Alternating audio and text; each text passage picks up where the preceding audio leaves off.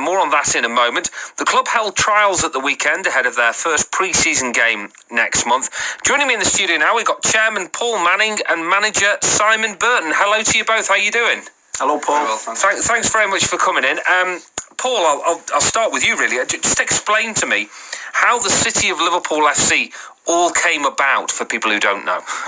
Well, it's had the genesis of about 7 or 8 years of talk amongst some people. Began with a small group of Liverpool supporters talking about it and thinking the city needs a football team in this enormous gap that exists in Liverpool between Parks football, albeit a very high standard of Parks football, and Liverpool and Everton in the Premier League. The city of Liverpool has nothing in 11 steps of football, and it's the only one of the major regional cities that has no non-league football club playing inside the city boundary. So we started looking at it and we were thinking about it, we were talking about it, and in 2014 we just all got sick of Premier League football, Liverpool and Everton, and we decided that it was something that we should do, and we carried out market research locally. There was a warmth to the idea. People were for it, a low cost alternative, something to go and watch on a Saturday afternoon, another club to support, a club that could be owned by the people of Liverpool as a supporter-owned football club as it is, and we just took it from there. We started working in October 2014, put a timeline together of what we had to achieve in order to play football in August 2016, and with that successful appeal that you mentioned, Paul, last week, that brought about the successful conclusion to that plan. Yeah, so it's been quite a journey then, really, hasn't it? Yeah, lots of ups and downs, blood, sweat and tears. But we got there in the end. We were determined and focused, and we weren't going to be stopped, and we made it happen. Why do you think there is a need? I mean, you've said there that there's no non-league team within the city boundaries. I mean, I can give you some not far from the city boundary. You've Absolutely. got, I mean, unfortunately, Tranmere now, we have to include them. Yeah. Obviously, we've got Southport, we've got Marine, who are only in Crosby. AFC Liverpool were kind of set up, there are similarities with the way you've been set up and the way they have as well. Yeah, there's lots of teams in the Liverpool City region. All the outer boroughs, you've mentioned Whittle, Sefton, Knowsley, Halton, all got teams, no problem. But the one borough, actually the biggest borough in the entire city region, the City of Liverpool, has none. And the reason there is no football team between Step 7, or there was no football team between Step 7 and the Premier League, Paul, is because the city doesn't have a facility to do it. The city doesn't have a small football stadium that can accommodate 50 seats and 50 standing people and a turnstile. And we thought that was an absolute disgrace in this supposed hotbed of football. And that was one of the sort of the bedrocks of us starting as well. We thought, we're going to change that. This is ridiculous, and we're going to change it. Right. And Simon, you're the manager, as I mentioned there. Tell me a bit about your background then. Have you got a big sort of football background to get you to this position? Yeah, I've been involved in non-league football for close to 20 years. So I've played probably about 10, 11 years, Unibond level, and then decided to hang my boots up and went playing for a team called Runcorn Town. And I was there for 12 months, and then I got the manager's job at Runcorn Town, and I was there for 7 years. So we started off first season in the West Cheshire League, got ourselves promoted into the North West Counties Division 1, which is the league that City of Liverpool are now in. Straightforward promotion in that very first season, and then we spent 5 seasons in the Premier Division, and they're still there now. So right. Yeah, it's I guess it is quite experienced, yeah. And you see this as a big challenge then, because you're taking a team from the very infancy of the club, aren't you? Yeah, absolutely. I think at the start, when I first spoke to Paul, we had a brief chat before there was interviews and what have you, and just listening to what Paul had to say, I had a feeling it was going places. I thought it was something that I needed to be part of. I thought it was a massive opportunity, and that seems to have it's grown over the last sort of 3 to 4 months that I've been in contact with Paul. There's more members on board, and things seem to be snowballing now, especially with us getting accepted into the North West Counties. And you've obviously had to keep an eye on recruiting players. Then is that a bit? It must have been quite a task, because you basically got to you've got to launch an entire new squad, haven't you? Yeah, but I mean I've played for a number of years, built up good contacts, and I think managing at the North West Counties Premier Division level for as long as I have. You just get to know players that play at that level, and levels above and below, and you become familiar with different names. So yeah, I mean, I've got a decent player base from the lads that I had at Runcorn, and there's a number of them coming across, but I've got good contacts in Liverpool as well, which has certainly helped with the recruitment process. Yeah, sure. Paul, I mentioned now about this appeal. So you weren't originally in the North West Counties Division 1 as you are now, and that's where you're going to start the season. So what happened? What league were you originally in? Well, originally we applied for 2 leagues. We wanted to go in what's now the Hallmark Security League, which is the North West Counties League. That was our first choice, and on the advice of the league committee there, we also made an application to the West Cheshire League, which is a Step 7 league locally. We went for a new club to start at Step 6. The club has to show exceptional circumstances. That's the only criteria that we were given. We went, a 3-man delegation went down to Wembley on April the 20th with what we thought was an absolute knockout exceptional circumstances based on this massive city with no football between all these divisions and all of this sort of stuff. We came out of that, we felt the meeting went extremely successfully. We came back on a high. We were very, very hopeful. We got placed in the Liverpool County Premier League on the 21st of May. The FA gave us leave to appeal that decision. There was some confusion with a team called Northwich Manchester Villa, who resigned from the North West Counties League the night before. Right, can I just say that? How confusing is that name? Northwich Manchester Villa. That's like a hybrid of 3 teams. Yeah. And if you knew any of the history, there's about another 6 in there. They were all flicked in and all kinds of stuff. Right. So they resigned the night before the decision was due on us to get in at Step 6, and the administration there was a disconnect. So the FA gave us leave to appeal. We appealed. We went down on the 8th of June. We were told we'd get an appeal decision that day. We went back and we were appealing the decision of the FA to an FA appeal board. So it was a tough task. It was a tough hour, let me tell you. It wasn't easy. They gave us a right good going over the sort of questions you began the interview with, Paul, to be honest, players and teams, and what are you talking about, and this is all the nonsense.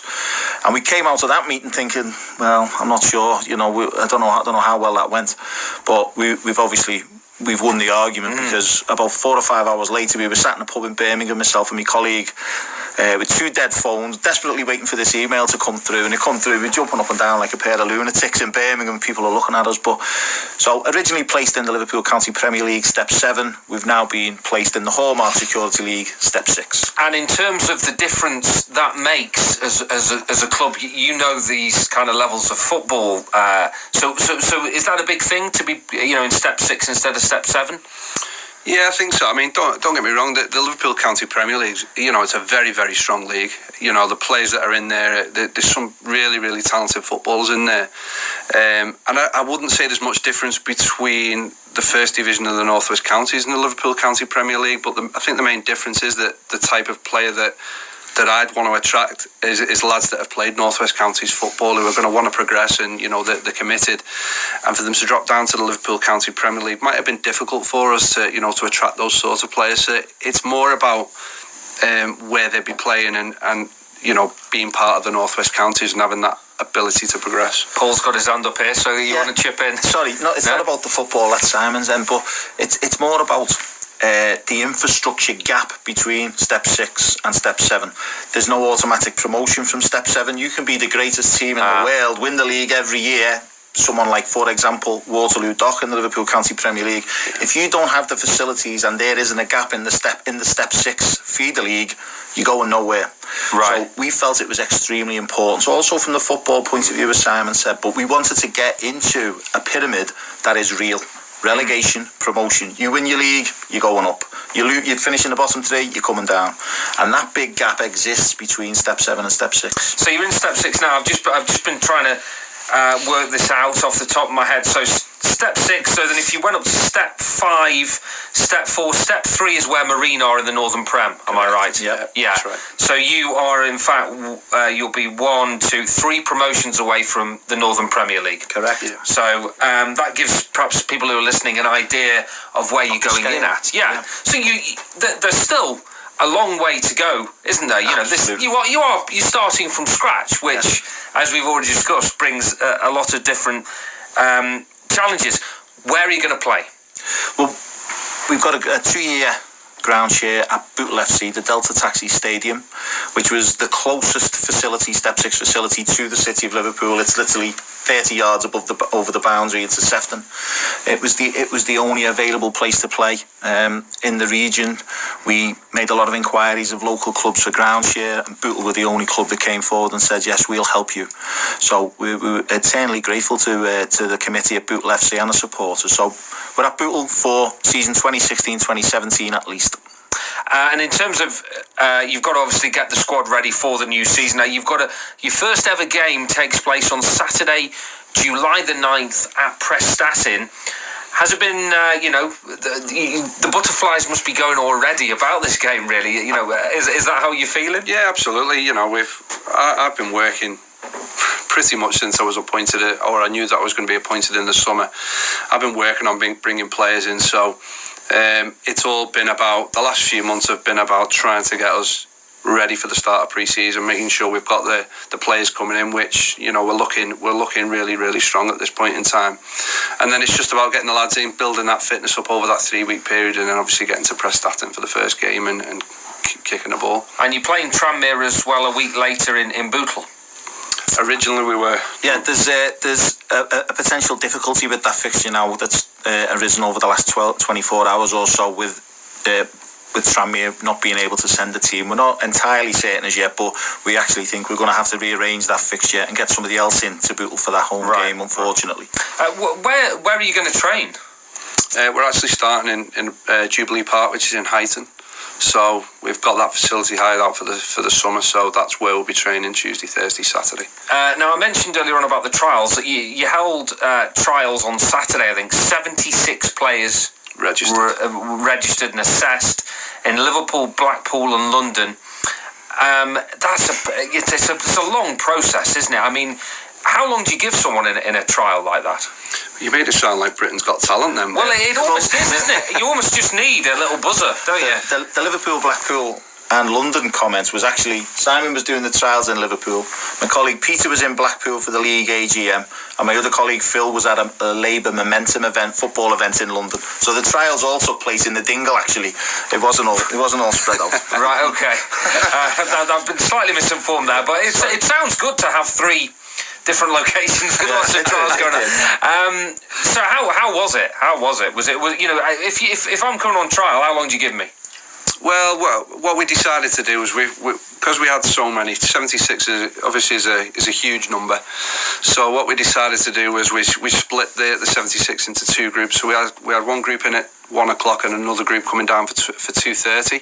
So what we did, we set up a number of different sort of things that we wanted to look at them in: short-sided games, little possession circles, shooting, and we basically assessed them over an hour and a half, which I appreciate isn't a long time for them to impress, but it's enough time for me and my coaching staff to take a look, and I think you can pretty much see within 10 to 15 minutes of looking at a player whether or not they're going to be good enough for the standards. So in my eyes it was plenty of time. And have you got a squad now then? Have you got a squad? Yeah, I mean, to be honest with you, even before Saturday we had probably 18 to 20 within the squad. Saturday was quite successful. Well, very successful, to be honest with you. I was hoping for maybe 1 or 2, but we've managed to pick up 7. So it's taken the squad up to sort of 27, 28 going into the weekend, which is good numbers for pre-season. You expect lads to drop off, other teams to come in for them, etc., etc. There's a little bit of movement as the squad comes in, but it's a good number to start pre-season with. At the moment, are you amateur? Or are you semi-pro, or, maybe, I know that's perhaps a bit of a personal question, but people will be wondering. Well, I'm a professional, I don't know about anyone else. No, it's the technical term is non-league at the moment. We're playing players' expenses. Some players will receive travel and expenses. Right. Semi-professional, to my knowledge, is where there's actually a contract and, you're getting paid no matter what happens. With us, there's no contracts. Some players will receive travel and expenses depending on where they're based and all the rest of it. And that's the FA ruling on it. So it's called non-league. Amateur is step 7. Non-league where we are now. Right. Semi-pro, probably a step or 2 above marine. Probably step 1. Okay, and what's the target then? Have you kind of got a blueprint of where you want to be at certain times? At certain times, absolutely. But overall, This club is going to be as big or as small as this city wants it. If this city wants another professional club and support it, it can be it. If this city wants a conference level side or an Evo Stick Premier level side, it can have that as well. If it just wants a Step 6 semi-professional club as well, whatever the public wants, that's what we're going to be. What's the feedback been like? You know, when you say you're the manager of this brand new team, have you had a lot of positivity? Because people will tell you what they think, won't they? Yeah, from my point of view, the response has been really positive. The lads that I'm speaking to, and certainly the lads that we had down on trial, they want to be part of this. I think there's a lot of people that can see this is an opportunity, and you know, I do think it is a massive opportunity. There's a lot of people behind it already, as in the number of members that we've got, and if we're going to start playing decent football, which I anticipate that we will, and I expect that to just to keep growing. Yeah. What feedback have you had, Paul? It's been universally positive from in the city. We've got 949 paying members, which for this level of football is enormous. You know, I was talking to the chairman of Northwich 1874, another Northwich team who are from the league that Simon's just left. They're a hugely supported club at that level, and they've got 254 members. I'm not sure how old they are. I think they've been going 6 or 7 years. So we've got 949, and we think we've stagnated a little bit waiting for this FA appeal decision as well. So at the start of the season, at the first open meeting, someone asked me, how many members are you going to have? And I said, it's got to be several thousand to have a proper mandate from this city that we're doing the right thing for the city. I anticipated starting the season about 1,500. We'll probably start the season, I think, with about 1,200. By the end of the season, we're going to be into the 2,500, 3,000 members. Absolutely. We've had some negativity, of course you do. People don't like change. People, you know, the X Factor's on a Saturday and, you know, whatever the other singing competitions are, and people don't like the fact that there's doers in this city who are prepared to get up and fight and make some changes. And we've made some changes, and we're happy. The negativities come from people just going, oh, well, I'm not going to come watch or whatever. But what about the non-league community? A mixture, I'll be honest with you. There's been some negativity. Some of the names you've mentioned, you know, people saying, well, why don't you just go and support X other team? And we find that sort of suggestion like fatally ridiculous, to be fair. Now, it's no disrespect to any of these non-league teams who are historical non-league teams as well. But personally, I'll talk about Bootle because we've got a great relationship with Bootle, and I know the guys there won't take offence. They'll understand where I'm coming from. But I'm from Huyton, okay? And Bootle's marketing never reached me. No one ever asked me to go and watch Bootle. I was aware of Bootle Football Club growing up, played football, all that sort of stuff. Was around the level at the time and was successful at. But I wouldn't go from Huyton to watch Bootle. I wouldn't go from Huyton to Crosby. I wouldn't go from Crosby to watch South Liverpool. These are clubs which are representing districts of the city, in all fairness, or the city region. Yeah. And we wanted to make a club that was representative of everybody in the city. Liverpool fans, Everton fans, neutrals, all the student population, just people who have been excluded from football at the Premier League level, especially ticket availability, ticket prices, family prices. And we were coming at it from a supporter's point of view. So, yeah, other non-league clubs have been supportive and some have made some comments. But at the end of the day, we're doing this for the right reasons. We're not trying to hurt anyone. And we think we've been successful so far. And in terms of a model, if you like, where this has perhaps already worked to a certain extent, although slightly different circumstances, a club you must have come across during your time in non-league, FC United, is that a sort of fair parallel? Yeah, I guess it is. Yeah, I mean, it's a supporter-owned football club, and I think that was done the right way, and they've progressed really well up the non-league pyramid. So I think we've used a similar model with Building City at Liverpool, and if we can be as successful as them, then happy days. Have you spoken to them? Yes, we've been over there several times, and it's not a suggestion. They are absolutely the blueprint for what we're trying to do, except for one major factor. When we went over there, myself and my colleague Peter Firmage, the community work they do, new stadium after 10 years, absolutely outstanding. And we got there, and they still hate Manchester City because they're ex-Manchester United fans. And I laugh now at myself thinking how naive was I. But I thought they're going to be this brilliant community club that just wants to love everyone. But they hate Man City. And it was a big deciding factor for us in thinking this is not just about Liverpool FC. This has got to be about everyone in the city. There's no point in cutting this city in half or thirds or whatever you want to call it. We wanted it for the whole city. And FC United was the blueprint for the club. And that going over and seeing them, that they're still in a divided city, made our minds up. What about name and colours? Who came up with the name? Lots of arguments. We had all kinds of stuff on a board. I've still got the photographs of those early meetings with the name. Give us some of the other names. Some of the other names. Yeah. I can't pronounce it, but the Welsh version of Liverpool, Liverpool. Okay. Liverpool 1217. I don't know what that had to do. 7 Streets, Merseyside FC, Liverpool City Region FC, Everpool, Liverton, all this nonsense. We then actually paid a city centre marketing firm to come up, make some research and come up with a name. They come up with a name that we didn't like, that was not to our taste. They come up with colours that we didn't like, that was not to our taste. So we just decided to do what it said on the tin. City of Liverpool FC. Simple as that. Civic colours are purple, and that's our colours. The colours of the city. It's also a mix of red and blue. Honestly, that wasn't the logic.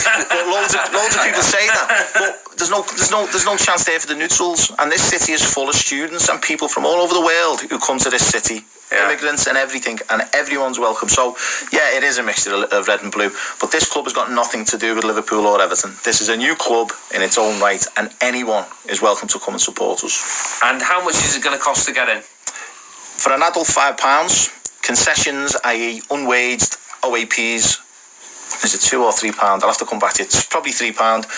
Children under 15, free. Okay, so a dad and a lad, a mum and a son, girls, brothers and sisters, everyone can come to that ground. It's a brilliant little stadium, the Delta Taxi Stadium. Bring your kids, give them £2 or £3. There's a little shop, eat and drink. There's a bar for the fellas. You want to smoke? There's a smoker's corner. There's everything you want to do at a football match in the Delta Taxi Stadium. Well, good luck with it all, and come back and tell us how it's all going, will you? Thank you very much. Paul and Simon, thanks a lot for coming in. Good luck, guys. Travel, BBC Radio Merseyside. And the latest on the roads now, here's Marie. Not very good, actually. The weather has been hampering